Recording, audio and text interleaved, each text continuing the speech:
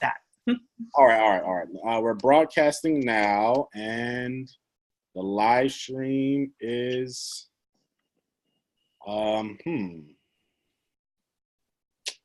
not sure if we're live or not. Let me see. I don't think we're live. Hold on one second. Mm-hmm.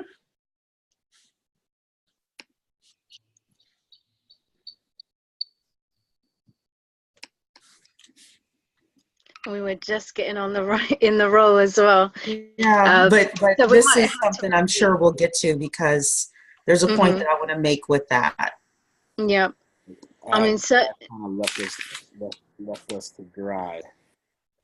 Hold on, I think this is going to work.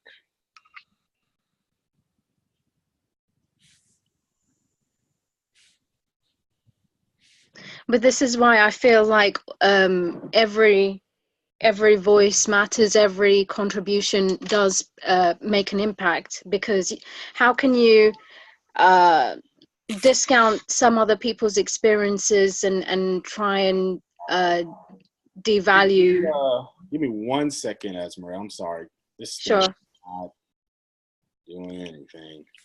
But you know what I'm saying? Because we have all these millions of perspectives, and I do believe if people can be inspired to engage and find ways that they can literally have a vision for themselves and their families and communities, and see the broader picture, and rise above the disempowering narratives that we are so immersed with, you know?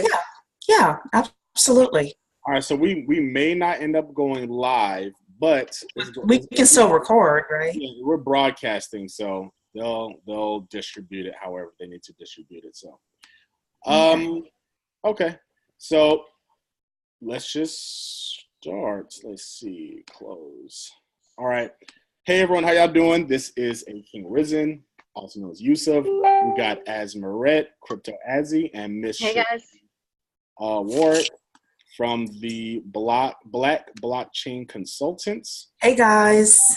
And we're just going to have a friendly found discussion about, Black people in the blockchain space, and obviously get into Cheree's professional background, some of her experiences, some of the things that she sees as far as where we're headed in blockchain technology, Black people, where we fit, some of the opportunities that may be available and presented to us, and just how we can kind of move forward. So without a further ado, Miss Cheree Warrick. Can we get like hey guys. Hey. Welcome. How you doing? Yes, thank you so much, first of all, for having me. I, am the founder of the Black Blockchain Consultants, and our group is, our mission and our goal is to introduce 1 million Black people to blockchain. We know that blockchain is going to be about $3.1 trillion industry in the next few years. And if you're anything like me, you missed Internet 1.0 with like computers and internet. We missed Internet 2.0, which was social media. So, Facebook, Google, etc. If you don't want to miss Internet 3.0 and the wealth transfer that's about to happen, then this is the place you really need to be. So I'm looking forward to a really lively debate, knockdown, drag out if it's possible, with the king here. Okay. Awesome. So so in your opinion and view, you feel that the blockchain, the technology that as it sits and presents itself, the opportunities to lay ahead, this is like the .com era. This is like the internet wave of new technology, that what we're sitting on with the blockchain is equal or even more impressive in your view than the transformative technology during the .com. Is that your current position, or? I don't know if it's better. I think right now there is an intersection between blockchain, cybersecurity, robotics, and artificial intelligence. And what's happening is that the world is going to be shifting. there were a lot of jobs. For example, McDonald's is shifting from, and I don't go into McDonald's that often, but this is my understanding, is shifting from a place where a whole bunch of people used to work to locations that are going to be one-man shops, and everything else is going to be done by robotics. We're going to have drones dropping off packages, our Amazon packages. You know, all of these things are going to be displacing workers, especially a lot of us in low-level skill jobs. As well as, you know, the world in the next 50 years is going to be a different place. So whether it's blockchain or whether it's quantum computing, because, you know, there's a debate, let's just say, about that. I think we just need to be aware, and we need to figure out how we can capitalize on it. But my understanding is that without the blockchain, a lot of the robotics and artificial intelligence that people have been trying to put into place will not be successful, you know, because of that immutability. So we can go further into that, but. Well, I mean, before we get too deep in, tell us a little something about yourself, Cheree. I mean, one of the things that I've always been impressed is just your amounts of knowledge and experience in this space. And I was telling you before we got on camera, as far as like how the representation, how important that is, and how much that matters for all Black people, especially so for young Black girls looking into this space, wanting to get involved. So I guess just tell us a little bit more about you, like your upbringing, like how did you first get involved in blockchain technology? And start there, I suppose. Okay. Well, I will start off with, I was born and raised in New Orleans, Louisiana. So I am part of the Who Dat Nation, for anybody who's a Saints fan out there. I spent my summers in Harlem with my grandmother. And in my family, I come from a family of educators, and my grandmother was a high school principal. My family really believed in education. So I went to college at American University. I thought I wanted to be into in politics. I thank God I changed my mind. The funny story is I wanted to be the ambassador to the Bahamas and sit on the beach all day and sip Mai Tais. And I discovered that the Foreign Service, that wasn't exactly how it worked. So I switched over to business. And I got a degree in finance, got a master's in finance, went to work for a couple of different companies, did everything from buying stocks in Eastern Europe all the way to helping a startup that was a joint venture between AT&T and British Telecom, all the way to helping my mother start her bookkeeping company. And this was critical in my life because that turned me into a small business owner with being in a family business. And as Marette and I were talking, my mother needed a business loan and she needed a business plan. And I wrote the plan for her, and the bank said it was one of the best plans they'd ever read. So after that, my mother starts bragging all over town, look at what my daughter did. You know how moms are. And other people started saying to me, well, can you write my business plan for me? And that was in 2012. And now it's into 2018. I've been a full-time business plan writer for 6 years. And with the boom in Bitcoin in 2017, I finally said, let me take a look at this. And one of our teachers said to us that crypto is great, but blockchain is where the real money is. And when I did my research, I found out he was absolutely right. So I took a deep dive into blockchain because I'm very much into wealth building. I'm 43. I don't want to be 63 and still having to work. So I said, okay, well, maybe this is a way for me to do something really big so that I can set myself up for life financially. And yes, I do have a profit motive, but I also have, the real desire to do something within our community as well. So I know it's a long-winded answer, but that's my story. So much, appreciate. for the people that's listening, they may not be able to draw the distinction between crypto and blockchain. So when you say crypto is cool, but blockchain is where the money is, what do you mean by that? So first of all, the understanding that crypto is like Bitcoin and Ether and the different altcoins that you can purchase. However, the blockchain is what these systems are run on. And there are two different types of blockchain. There are public blockchains. So again, those are like your Ethereum and your Bitcoins. And then there are private blockchains, which include Microsoft, Oracle, Amazon, Google now has a private blockchain, etc. So I heard someone say that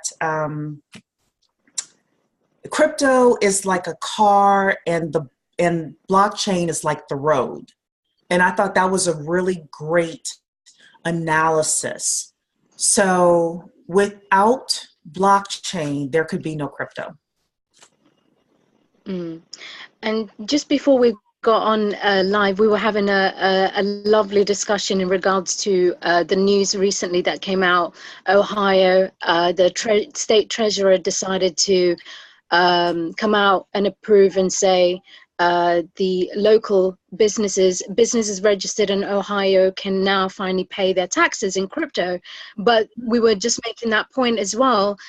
You were speaking on the point that it's not just for crypto adoption, but more for tech adoption, really being a jurisdiction and a center attracting domestic and foreign investment. So you were discussing that, touch upon that right now, because that was a great point you made. Yeah, absolutely. So within any jurisdiction, whether it's city, county, or federal, it all comes down to jobs. That's how politicians are elected and reelected, and that's really what they're supposed to be doing in terms of the economic engine of any society.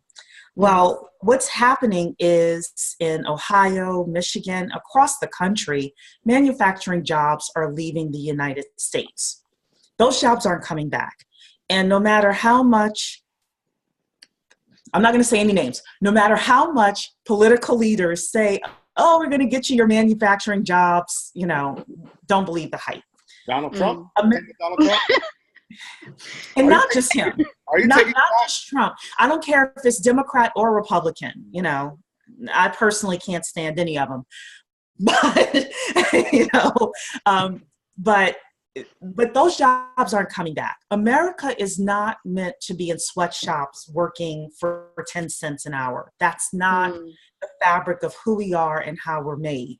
So in order for us to be competitive as Americans, we have to look at what the Japanese are doing, what the Chinese are doing, what the Europeans are doing. And what are they doing? They are trying to attract technology talent. Now, I was telling Asmaret before the recording started, really, they're looking to increase their revenues, which is their tax base, and they're going to be doing that through technology companies and marijuana. So looking at both of them and trying to figure out how you can make money in both, even if you're doing active investing in one and passive investing in the other. But the politicians are smart, and the politicians in Ohio at least are smart because they recognize that in order for them to be able to attract a higher tax base, in order for them to be able to get the revenues that they need to keep the roads paved and the street lights on and all of that, they are going to have to attract this technology talent, with an average salary of $80,000, $90,000 a year. That's going to be essential. And in order to do that, a lot of states, not just Ohio, a lot of states are looking to be the first in something within blockchain. So West Virginia, for example, was the first with the voting for the military in blockchain. All of them are saying, I think it was Delaware was trying to be the first with accepting certain types of crypto and blockchain. what do you call it, LLCs and corporations. So they're all looking to carve out these niches. And, that was my whole point is I always look for a profit motive. And that profit could be personal or it could be for, for a governmental organization. But 90% of what's done usually comes down to money and follow the money. Sure, I'm curious on your position. So obviously the crypto market right now is on the downturn. Things are burning, but you don't seem all too bothered about the value of these particular tokens. Like you said prior that you're really into the blockchain, the technology. So I'm curious, one is, does the prices of these tokens and coins or whatever, does that matter to you?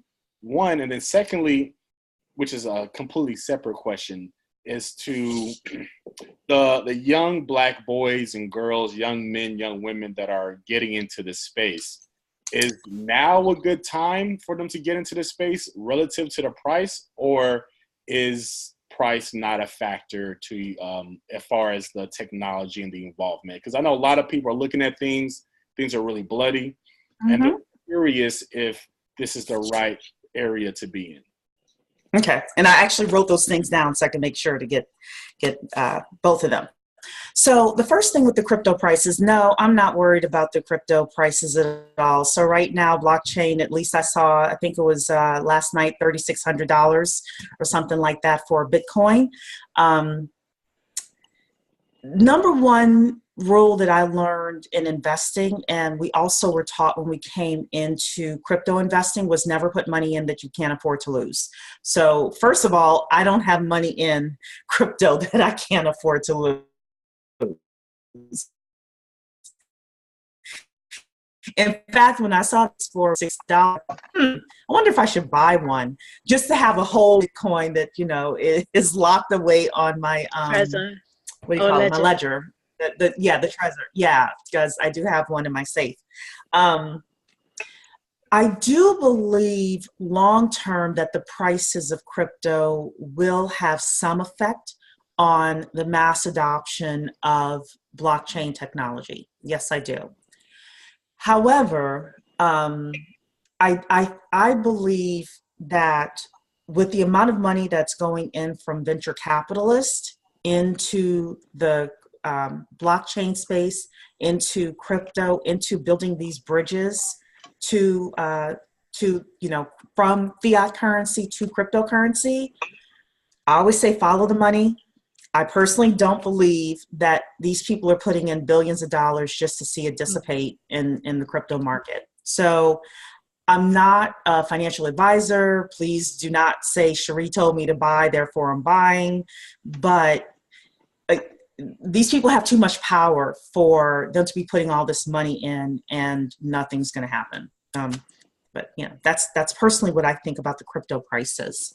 I'm not necessarily as worried about them. I do think you need to be careful about the different types of projects that you're putting your money into in terms of buying some of these altcoins. But the main ones, they'll probably be fine.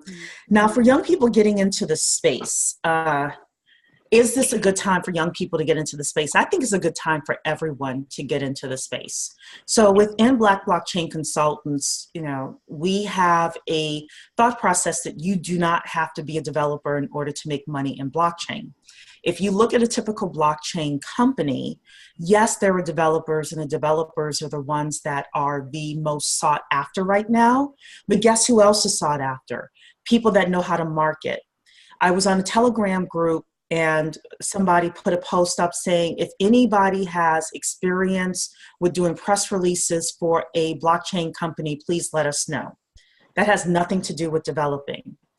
HR people, if you're good at recruiting, if you're good at sales, especially if you're good at enterprise sales, you can do very well within the blockchain market. So young people, older people, everybody, taking an assessment of your skills and being able to say, okay, this is what I want to do, and this is what I want to contribute to a blockchain organization, I think is very smart.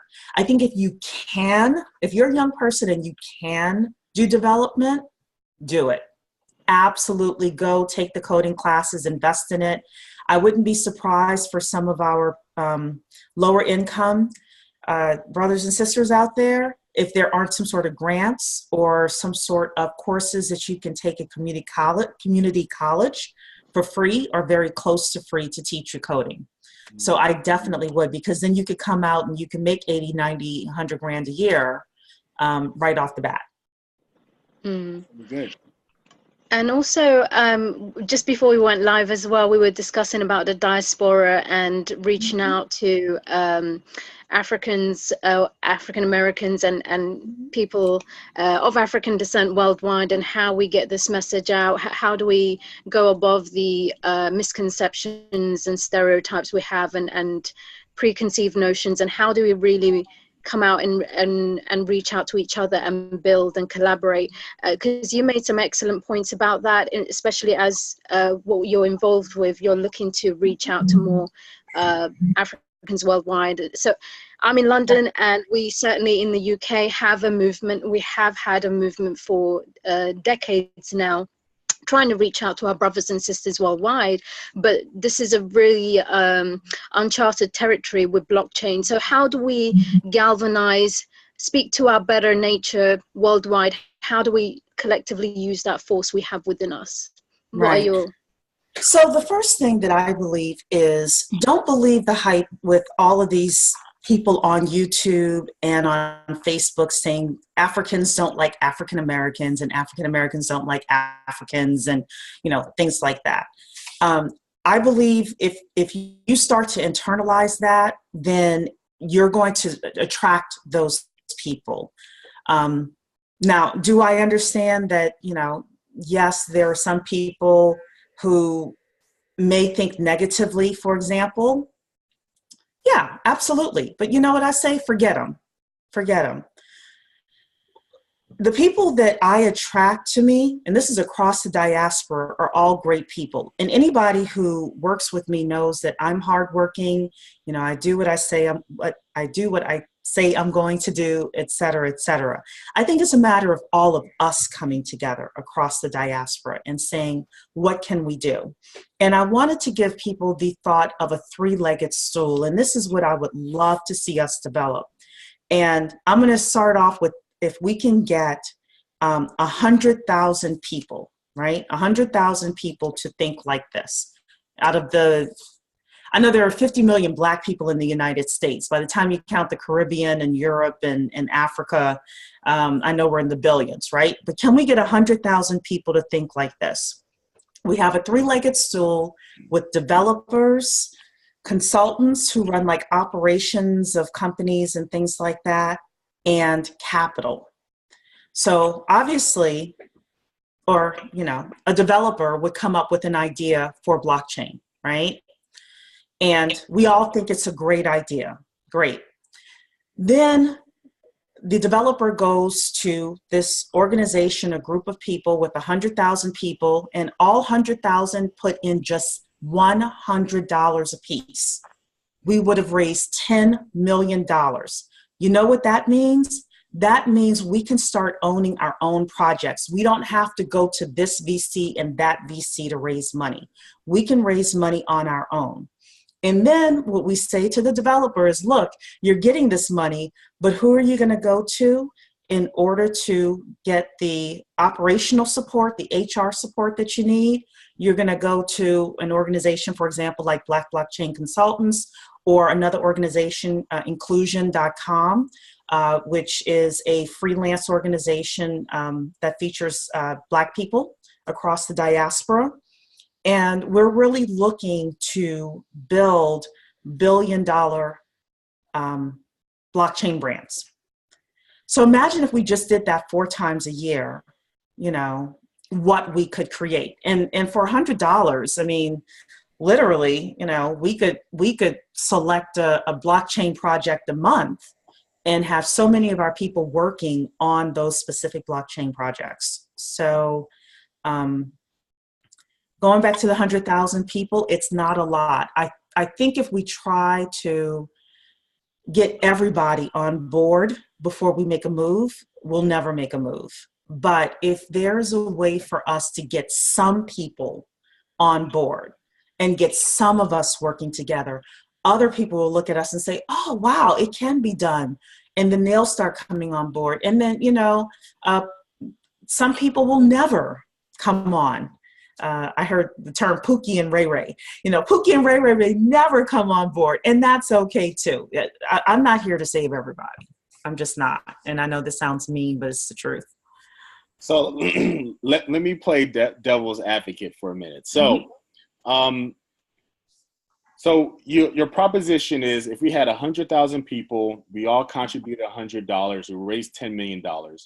So from those 100,000 people that put in $100, what would be the commitment? Are you saying put this $100 in for a year, 5 years, 10 years, and at the end of this period, would they get like some type of repayment or some type of interest on their money? Or how would you incentivize them to do that? That's my question. That's a great question. So obviously, you can offer interest. You can offer equity in a company. We spend $100 on all sorts of stuff. Some of it might just be some goodwill. Maybe instead of 100,000 people and raising 10 million, maybe somebody just needs $200,000 in order to get their prototype done. I think so part of your question has to go with the SEC, unfortunately, in the United States. If we had 100,000 people in the United States, it'd be a much different answer than if it were something in London, for example. I don't know what the laws are there in England, but what I would love to see personally is, and Dr. Boyce talks about this all the time, businesses that are funded by us, that are run by us, that are managed by us, and businesses with services or products that we can sell to other people, other ethnicities, where, it's something that is, transcultural, and we could have people from Korea buying from us, people from Japan and Europe, et cetera. So. Well, I like the idea of it all conceptually, and really when you speak to a higher sense of creating a movement, I think that's something we can all kind of get behind, as far as being Black, unified, and leading into the technological aspect of blockchain. But then there's always going to be people that say, what's in it for me specifically? And, some would say it's easier to raise $10 million from, let's say, like 1,000 affluent individuals than it may be to get $100 from 100,000 people, just as far as it reach. So that's one we're about. But I think to speak to the broader perspective is really important, as far as being our own banks, to have our own sovereignty, and to be able to transact and support each other with some measures of transparency and trust. I think that's really, really huge. Just the road in which we get there. And I know we had a disagreement. We were talking a little bit off camera. And so I've done some traveling abroad, and certain parts of the world, especially in the African diaspora, there's a lot of tribalism, and a lot of us where we don't see each other as the same.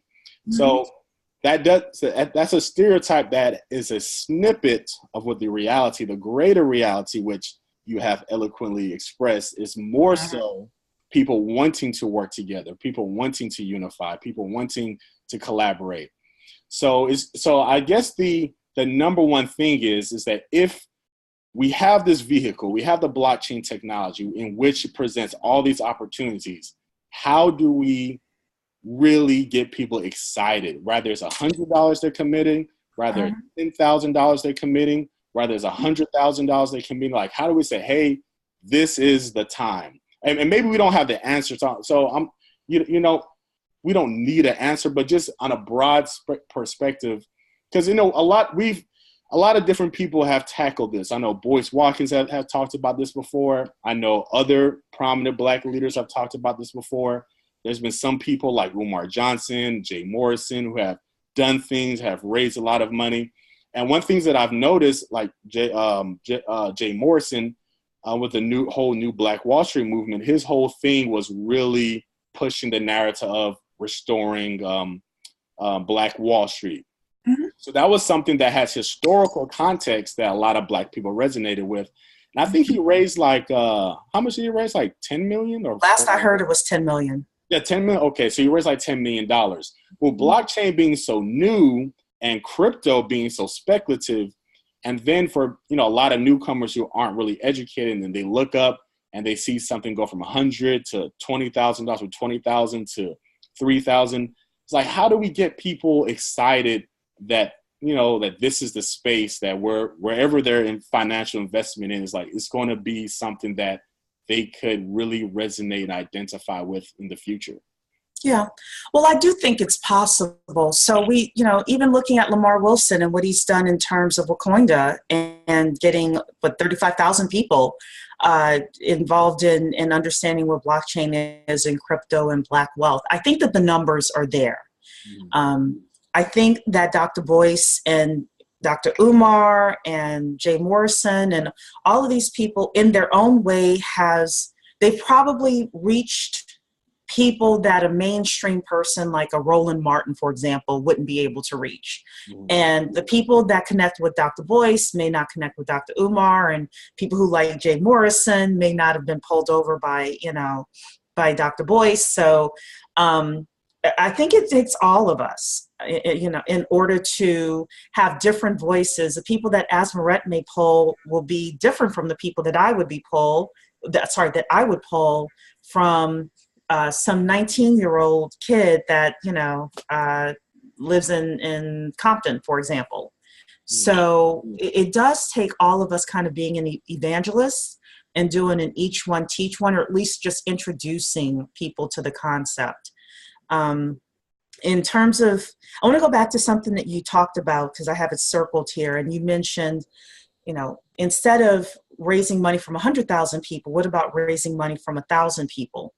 I think that that's possible as well, and that could be a place where it starts. So, for example, Black Blockchain Consultants has a little over 150 members. Our goal in 2019 is to get to 1,000 members. Well, what we're also doing with those 1,000 members is not just like recruiting members, but saying, here's how you can earn 6 figures in blockchain consulting.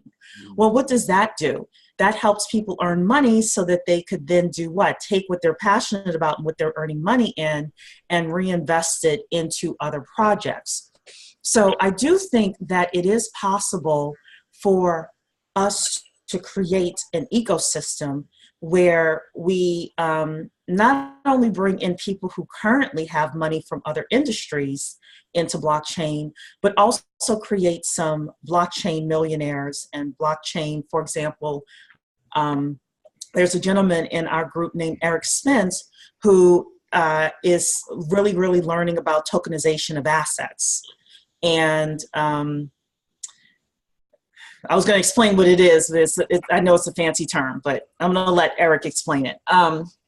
But, you know, having somebody like him, for example, be, you know, the maestro of tokenization of assets, of that use case within the blockchain and you know, distributed ledger technology, and then maybe being able to build a business around him. Well, and when I say around him, I mean around, you know, that use case. Well, then all of a sudden you have, you know, capability to go back and raise that money in order to build that business. And what if, you know, we focused on starting and building 2, 3, maybe 4 businesses a year, and we all pitch in to help those businesses. So again, I know the rambling answer, but I'm sorry, I didn't mean to cut you off, but I really like what you're speaking to as far as, and we have some people that are coming a little bit late. So I just want to recap that we're speaking with Miss Cheree. Do you pronounce it Cheree? Cheree. We're speaking with Miss Cheree Warrick, and she's with the Black Blockchain Consultants, and she's everything blockchain and more, and a fabulous person, just period.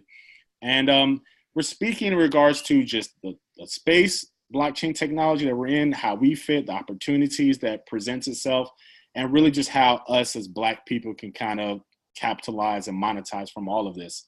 So to follow into our discussion, you know, with the same on the same side, we speak about a lot of people that have brought together amazing groups of Black people, has spoken to deep rooted, very sensitive matters like the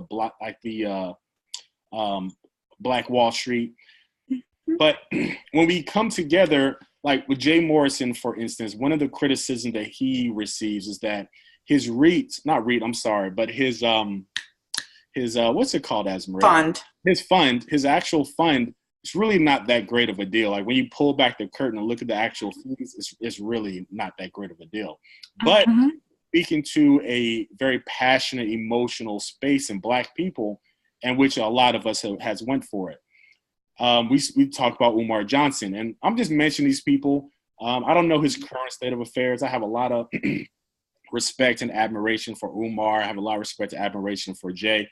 But these are the type of criticism they receive. For Umar, he raised all this money for the school, and then once he got the money, the school never came. So, you know, Black people, we have this history where we're kind of, I like to call it the Jesus Savior complex. Sometimes I even say the white Jesus Savior complex. I'm trying to dial back. Yeah, watch that before Facebook comes over here and says something. And ban the video. But where we're looking for a hero, we're looking for a savior. And sometimes, you know, these, and rightfully so, I feel like we should give our own that opportunity, that chance to do amazing things for us within our community. It's just that sometimes when we have tried that, it didn't work out exactly as planned, or certain things didn't necessarily come to fruition. And when you really look at it, it's really not the business side of it. It's really not that great of a deal, but it's a movement that's endearing to us. So what I'm really trying to get to is with all these, for the average African, there's always going to be people that just love what you're doing, love what we're doing, love this space, is want to contribute. But for the people that need to eat on the food that they give out, who would have those $100, would you exclude those people, or would there be a way to where that person could mutually benefit when they put up $100, $500? So just reaching out to the average everyday Black person. Say, if you put up $100, you know, in a year, or if we loan some money to a business in 10 years. And some businesses do well, some businesses do not. We understand that. It's like, how do we communicate to them that their $100, I guess, would be safe, I suppose? Well, it wouldn't be. And I think that the first thing is you have to lay out real and realistic expectations. Right. But the way that I look at it is I want to build a portfolio of companies. So as a business plan writer, I help people raise and have helped people raise tens of millions of dollars. And an angel investor said to me, like a professional angel investor, she invests in a lot of technology companies. She said, Cheree, we in the angel investment community understand something. For every 10 deals that we put money into, 6 are going to fail, 3 are going to do so-so, and 1 is going to pop, 1 is going to hit. So what they do as investors is they put money into 10, 20, 30, 40, 50, 60 deals with the understanding that most of them are not going to go anywhere, but you want to get the 1 out of 10 that's going to pop, right? So we as not just Black people, but we as investors in this space have to understand that same thing. The other thing, I want to go back to the savior complex, because this is a deep conversation, much deeper than I was expecting. But I've found, even with the position that I'm in right now, that people expect you to, like, they join your movement and they expect you to just come and hand them manna out of heaven, you know?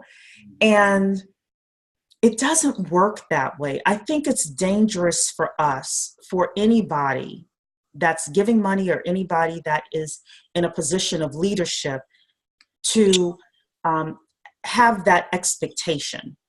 You know, I might, for example, I might give you money for a project, but I'm not expecting you to come and save me. You know, I'm not expecting that from anybody. The other thing that I will say in regards to not necessarily having your money safe, but thinking about ways that you can leverage your contribution. And I'll give you a great example. There's a company that I'm working with, and the father was one of the first investors in this company. It just so happens to be a Black man. Daddy was one of the first investors. He came with his son and said, when you start hiring people, I want you to hire who? My son. And guess what? The CEO hired who? The investor's son. So one of the stipulations that we put on this capital that we're raising is, look, you're raising this capital, but we expect you, now we don't want you to hire people from within the community that cannot do the job that you expect them to do. But for example, if I'm one of the contributors to this $10 million that you've raised, and I have really good writing skills, like proven writing skills, I know how to write blogs, I know how to write press releases, why wouldn't you hire me to do that? Well, then I've made my $100 back from that investment, right? From the community pool of money. Somebody else may be the great web designer. Somebody else may be the great HR person. Somebody else may be, able to help with some of the coding. Well, that's kind of how the money starts circulating within the community. And for example, I may not make money on every single project that's out there, but there is a way for me to say, as Cheree, I'm really great at business strategy. And somebody may say, you know what, I need you on my board. This is how much my board pays. There's a way to do that. And then there are some people that just want to be passive investors, and they're going to their Fortune 500 company making $500,000 a year. And they're fine just being a passive investor, knowing that 1 out of 10 companies they put money into is going to do well. I want to ask you, Cheree, so as a Black woman in this space, when you're going to these meetings, where you're meeting with people, you're doing consulting, do you see other fellow Black women as you're in your travels, or how is their representation out in this space currently with your experiences? What have you seen? Well, I'm currently a little shielded because I'm in the DC area. So when I go out to meetups and different blockchain events, I'm typically not the only Black person in there. Now, there might be 2 of us in there, me and the other person, but I've only gone to one place where I truly was the only Black person in there. I think that in other places, definitely I hear from my group, other places, throughout the country, yes, they're the only Black person. I don't wear that as a badge of honor. Because people are like, oh, you're here. What are you doing here? And you just smile and you have conversations. I will say the one place that I went where I was the only Black person, one of the gentlemen talked down to me like I didn't know how to spell blockchain. And I kind of had to check him.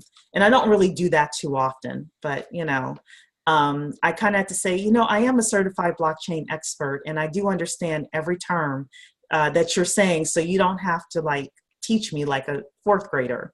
And after that, he kind of, it's like, oh, okay. That Louisiana came out of you, huh? Yeah. I mean, it's rare, and it was still a nice one, but yeah. He was overdoing it. You find that it was that energy, or that ignorance, I should say, came more from you being being an African American, or is it a woman thing, or maybe a little bit of both? I'm trying to get a gauge what the vibe is like out there in your space. I can't speak for that person specifically, I do think sometimes it is because I'm a woman, and there is, even within technology, there's not a lot of us as women. Um, Sometimes it could be a little bit about race, people aren't really expecting you to walk through the door. So they don't really know, they really don't know what to expect until you open up your mouth and you really start talking to them. But I will say this as well. I usually make such an impression that I'm asked to be on everybody's team and I'm recruited often. Mm. And I think if I were just another white man in the room, I wouldn't have some of the opportunities that I've been afforded, and not just in blockchain, but period. So as Black people, whether you're a Black man or a Black woman, wear that as a badge of honor. Look, I'm different. There was a story about Apple, I think it was. They had some sort of face recognition system where with their phones you could hold it up to your face and it would recognize your photo and let you into the phone. Well, the story came out that when Black people raised it up, it would not recognize a Black person's phenotype. Well, why was that? It was because they didn't have any Black people in the alpha and beta testing group. Wow. So Apple had to come back and really quickly fix that as an issue. There's a huge, at least on the outside, push for diversity. But I think we can make something that somebody might consider a weakness an actual strength. Like, hey, look, you probably want my opinion just because we as Black people are the biggest consumers of social media. I was on the phone with an older white gentleman yesterday who was telling me for an esports company how he's trying to get some hip hop artists to come onto his brand. Why? Because the 50-year-old white man knows that, if he's got Drake in his corner, and he can't get Drake, but he mentioned Drake. He's like, man, if we had Drake, we could do this, this, and this. Don't think that they aren't paying attention and they don't know the influence of hip hop, and use that. I mean, I know it's sad that, they use it and they make money off of it, but we can make money off it too in our own way. Yeah. Yeah. Say, look, you want to know what's happening on the street, you need me. And then you go to your cousin who's really on the street. You get the information.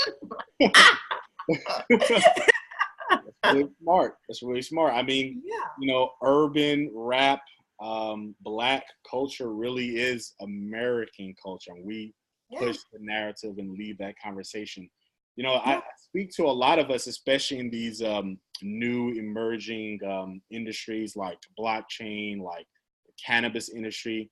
And for a lot of the women in the space, their sentiment is that they have to, which has been historically, unfortunately, the sentiment is that they have to work twice as hard, be twice as good, and they still get, overlooked. So, like, what would you say to that woman, that young woman or older woman, whatever it is, as far as just pushing forward and staying motivated? Like when you get home, does that ever wear you down? Do you ever get frustrated with it? Or is that just something that you just learn to build a callus for? I think both. I think you do get frustrated. I've been in rooms with all white men and having to push a certain perspective, whether it's a female perspective or a Black perspective, through. And have, them say, hey, that's not important. And I have to say, no, it is. Listen to me, and speak with a little bit of authority. I also think that, you kind of go home sometime and you're just like, you just have to deal with it. And I often think of my grandmother. She, really my great-grandmother, she was born in 1912 in Bruley, Louisiana. And she never really talked much about the civil rights movement, even though I know she marched with Dr. King and all of that. And anytime I think I have it bad with racism, I think about her. And I say, there's no way that I have it as bad as she did. None. And that always gives me perspective. So I can go out and fight another day. I can live in the home that I live in because she and all of our ancestors made, huge sacrifices for me to be able to do that. So if some white person swats me away at, a meeting, that's minuscule. It really is. And you just say, you know what? I'm just going to brush this off and I'm going to keep pushing and keep fighting. And that's what you do. And then you join communities like this where you say, how can we do something together? I don't need 100 million Black people. I just need a good 1,000, like you said. All we need is a good 1,000 people with, together. We all have an understanding. We all have a trust system to do something amazing for ourselves and our families. And then other people will start coming on board. I like what you said earlier about, just working with what you have, who's with you, and starting. I love that motive, that initiative, just taking that initial action, because people naturally have a tendency to want to join something that's in motion. I mean, there's always going to be the pioneers, the people that have the vision, but the more snowballs, the more people want to jump on the bandwagon. That's just kind of how it is. Yeah, it is. So what would be, somebody's watching this video that say, man, Cheree is amazing. She's obviously super intelligent, super classy, super refined. Like, what would be? I got more. I got more. I can give you more. I was trying to be, keep it professional. I was gonna make some comments about that melanin popping, but I'm gonna leave you alone.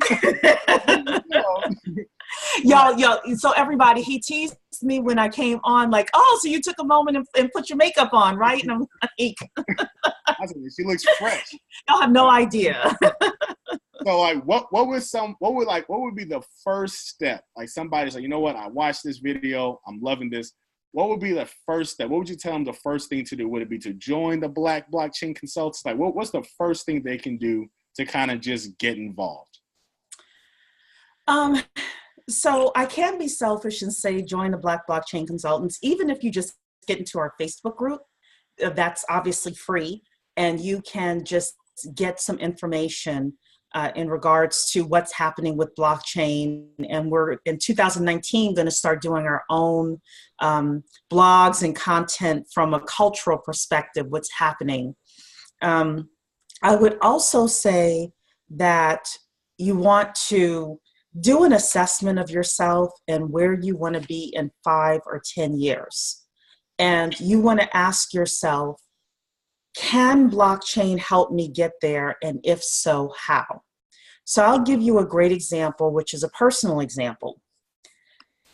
My plan is to be able to be financially independent in 10 years, to have all my debt paid off, house, student loan, and to be able to have enough investments where I can be financially independent and free, meaning that I never have to go to work and money comes to me passively.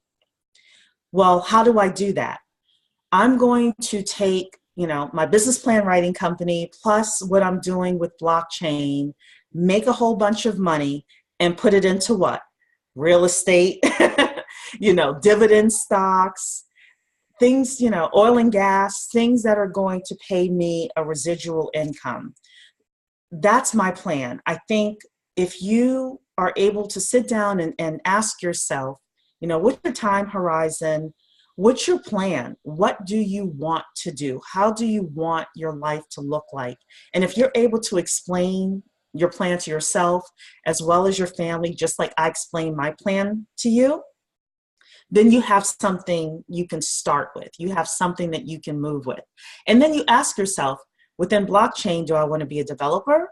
Do I want to be a consultant helping with some sort of marketing or operations or sales? Or do I just want to be a passive person giving capital to different projects? and I want to join something like Blockchain Investor Group International or Biggie. So it's biggie.club if you want to do more of the passive thing. And that's when you choose whether you want to join Black Blockchain Consultants or Biggie or the developer team or wherever you want to do, whatever you want to do to make money. Yeah.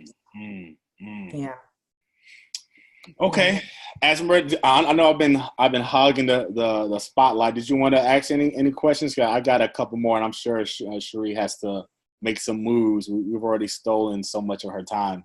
Yeah. You there, Azzy? We might have lost her. I think she's muted. There you go. Can you guys hear me? Yeah. Yes. Is the audio coming through? Yeah, it's a little broken, but we can hear you. I was just asking. Yeah. Do you want to ask anything of Cheree? Yeah. So I feel, from what I've seen worldwide, people from all walks of life. Azzy, your audio is kind of rough. Yeah, that's what. You very quickly. You can message me on Facebook, and I can ask you if it'll help you out. Okay. Okay. My final question for you, Cheree, I know you're really busy, but what would be like your mission statement? Like, obviously you have your goals. You want to, and by the way, I think you're a huge inspiration. I really just appreciate you as a person. I mean, you're exactly what we need as a people, as a culture to move forward. So I hope you attain all the things that you seek for, because just you doing that, being that representation, being that example, it gives me inspiration. It's something that I can look up to, something other people can look up to. And that's what keeps us moving forward. So I really, really, truly appreciate that. I love seeing Black people do well. And you're looking amazing doing it. Thank you. I really, really appreciate that. But yeah, my last question would just be like, what would be your mission statement, I guess, as far as, what you're seeking to accomplish, and then just how people can just get in contact with you. I know you have the Black Blockchain Consulting, but is there any other way, any other websites, anything you want to list? I mean, feel free. Yeah, so I will do the full sales pitch now for Black Blockchain Consultants. So we're an international group. We have right now over 150 Inner Circle members. That's what we call our membership. So you could join our Facebook group for free. Next year, we're starting our YouTube. We've already started our YouTube, but next year we're going to really kick that into high gear. We also have Instagram as well that we're going to be kicking into high gear in January. So for free information, you can go there. But if you want to go to the next level, then you'll want to be a part of our inner circle, is what we call it. And we have a full schedule of classes that we're going to be teaching in 2019. So the classes are broken down into information about industries. So for example, we'll do a 3 to 4 week session just about blockchain and healthcare, for example, blockchain and cybersecurity, blockchain in real estate, financial services, etc. So you can choose to take one of those or all of those. We also will have blockchain classes for specific platforms. And these are not to be developers, but more so either user experience or project management. So we're looking at 3 to 4 sessions on Dragon Chain. And what's the lingo of Dragon Chain versus Ethereum? 3 to 4 classes on Microsoft Azure, 3 to 4 classes on IBM, Hyperledger Fabric versus Hyperledger Sawtooth, and some of the other hyperledgers that are out there. Why would you want to know those things? So you can make money as a project manager or somebody who's referring and recommending these different platforms to Fortune 500 and even Fortune 1000 organizations, because they're going to be looking to implement these in their organizations. And then I tell people, never forget that once the Fortune 500 is capitalized on, you still got the mid-sized businesses and the small businesses. So you could be busy for many, many years and the expert in your field. The third group of classes we're going to have within Black Blockchain Consultants are classes around business. So our first class is actually starting on December 6th. It's a 3-class session on building a 6-figure consulting company. Wow. In January, we're having about 2 classes, I think, on building an 8-figure blockchain business. And building a blockchain brand and a blockchain empire, taught by a woman named Victoria Davenport, who is the 8-figure business coach. And she's built 7-figure businesses and sold them before. So she really knows what she's talking about. But our mission is to help people get blockchain jobs or get better jobs, like solidify themselves in their jobs, because I believe a recession is coming as well. So you need to make yourself invaluable to that company. You do that by letting your current employer know that you understand and can help them implement the blockchain within their companies. So jobs, building businesses, investing in the blockchain, and building Black wealth through the blockchain. And that's really our mission as an organization. And if you say, you know what, that sounds great, I want to be a part of it, it's $100 a year to be a part of our group. You can email me info@blackblockchainconsultants.com or come to the website and take a look around. But that's what we're doing, is we want to help people make money. It's our mission. That's awesome. I think we may even, I'm going to talk to Asmaret, but maybe we'll sponsor a couple of people that are really, really motivated. So if you guys are interested, get in contact with us, and we definitely want to support you. We definitely want to support ourselves and get more people involved and educated. And I'm done with that. Like you said, looking things from a technical perspective, there is signs that a recession just may be looming. So have us, as Black people, these recessions could be especially painful. So if we could have more of us in position with in-demand jobs, high-paying jobs, that could definitely help alleviate those burdens. So what you're doing is really, really important work. And I couldn't be more happy, more proud to have this conversation and being part of this in any type of way. So you definitely have our full support, encouragement, and we just want to see it, blow up and keep, moving forward. So I'm done, Azzy. I know your audio is kind of rough, so I'll extend. Did she put her question in the Facebook? No, I don't have it. She didn't say. Oh. Wait. She did. Let me see.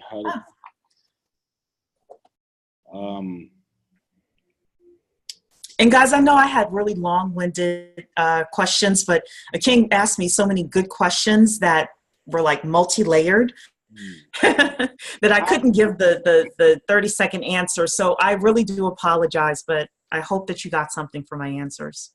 We appreciate. It's a treat to have you. So I gotta kind of, extract all the juice I can while you're here. I can't just let you come in and pass. Like, no. We gotta squeeze that lemon. Yes. Well, but as he was asking, as far as the people that are afraid, I know we kind of touched on it a little bit, but as far as the people that are afraid, like they're just scared to get into blockchain, just, I don't know, and a quick little snippet, I suppose. I feel guilty because I kept you so long, but what would you tell somebody who's just afraid to get into blockchain? I would say do your research and start small. So I started small, quite frankly. I started with a couple $100 in Bitcoin and getting an education and learning a little bit more. And I think if you're scared, it's because it's something you don't know. And asking yourself, what is it that I don't know? What is it that I'm really concerned? Am I concerned I'm going to lose all of my money and waste my time? Really, that probably is 90% of people. Or am I concerned about maybe some of the ridicule that other family members will give me? When I told my mother I had Bitcoin and Ethereum, she gave me like the, look that mom gives. And you have to have tough skin and be able to, like, I haven't mentioned it since, except to tell her, show her my treasure and say, and it's in the safe and say, there's a note on here, there's money on here, Mom, don't throw this away if something happens to me, kind of thing.